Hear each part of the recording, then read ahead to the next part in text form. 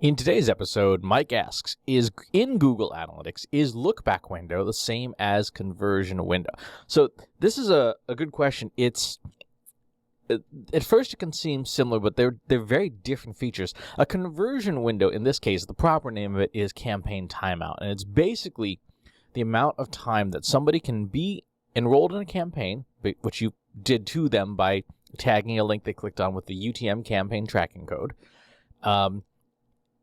and subsequent actions within that campaign before they stop. So everything within Google Analytics operates kind of on like a timeline. You do something, and then some time goes by, and then you do something again, and it's almost like a clock resets and says, hey, you just did a new thing. I'm going to say that you're back in the game, right? And then some more time goes by, and that person doesn't do anything, and then whatever that window is that you set, Google Analytics will say, well, you know, that was the last time you did something, and it's a long time has passed. So the next time you come back, if it's outside the window you set, you can say, I'm going to put you in a new campaign, or I'm going to treat you as though you were in maybe the same named campaign, but you are essentially a separate person at that point because you've gone outside that window. This is important for attribution analysis because if your campaign windows are too short, then essentially every time that person comes back outside of that window, they're treated as a new person, and that's not something that you want to have happen. You want to know that that's the same person as much as possible.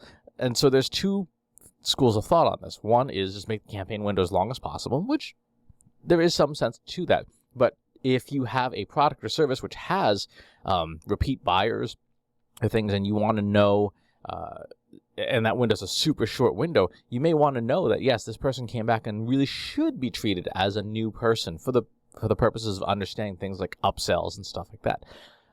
Another school of thought is, keep the window as short as the sales cycle, which can be risky because, again, if you want to treat that person as a new person, or do you want to know it was the same person the whole time? So let's look in Google Analytics where this is stored. I'm going to bring this up here. In Google Analytics, the campaign timeout, if you go to your settings in the lower left-hand corner, go to tracking info, and then you go to session settings. And this is where campaign timeout is stored. And you can see it's got a maximum of 24 months. Out of the box, it comes with a 6-month campaign window. The general recommendation here is I would say if it's your campaigns are less than 6 months, then keep it at this. If it's more than 6 months, then it should be ideally double what your average sales cycle is. So if your average sales cycle is 9 months, make it 18 months. Why? Because you want to be able to catch those people who are anomalies, who sit outside that window, and know that they're essentially still the same person. If you have a sale that occurs yearly, you definitely want to have this maybe even be that 24 months to see, is that person the same person over and over again, right? So you have to do some analytics. Now, lookback window is something different. Lookback window, if we go into multi-channel funnels here, into assisted conversions, you will see the lookback here. Lookback window is how Google uses time to do the attribution analysis itself in this window, and it always resets itself to 30 days. Lookback window is how long of a time Google should take into account data for more complex attribution models. Generally speaking, most people use Google Analytics with the default, which is last touch, and lookback window doesn't really matter for that. It's also a bad attribution model. Lookback window is more helpful for more complex models like time decay, where essentially there's half-life windows every 7 days that Google assigns declining credit to conversions to touches that happened earlier in the past, saying, hey, yeah, you opened email, but you opened that email 80 days ago, and so the credit it should get is very little compared to that Facebook ad that you just clicked on 2 days ago. That should get more credit in the conversion because it's more recent. Your look-back window essentially tells Google, take into account however little or much information we have here in order to, from a time perspective, in order to get a more nuanced view of how far back should we be looking to give conversion credit to different channels.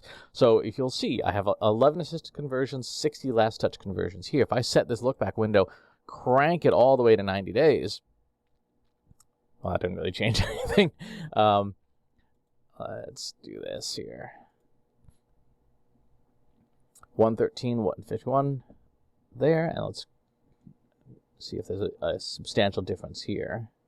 You can see the assisted conversion value went down a little bit when I shortened that window, because essentially we're saying when you shorten that window, give credit only up to how far back to look. So stuff that happened previously suddenly starts to lose credit because it happened so long ago, it's outside this window. So instead, generally speaking, for most companies, most of the time, there isn't a harm in keeping that window at 90 days, just to be able to see what, as far back as you can go, deserves some credit when you're looking at these assisted conversions. What deserves a little bit of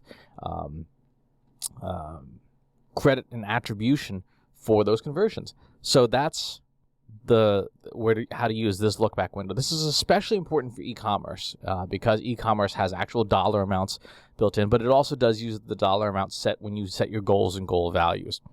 So those are the two timeouts and windows within Google Analytics that are important. And they're both very different in application. It's important to know what to use and where in order to get great answers. Remember, though, especially when it comes to look-back window and attribution models and stuff, the ultimate goal is not to have a fancy model. The ultimate goal is to make good decisions, to say, okay, what should I invest more in? What should I invest less in? What's driving better results or worse results for me? And that's the purpose and function of this information. So good question, good follow-up question. As always, please leave your follow-up comments in the comments box below. Subscribe to the YouTube channel and the newsletter. I'll talk to you soon. Take care. Want help solving your company's data, analytics, and digital marketing problems? Visit trustinsights.ai today and let us know how we can help you.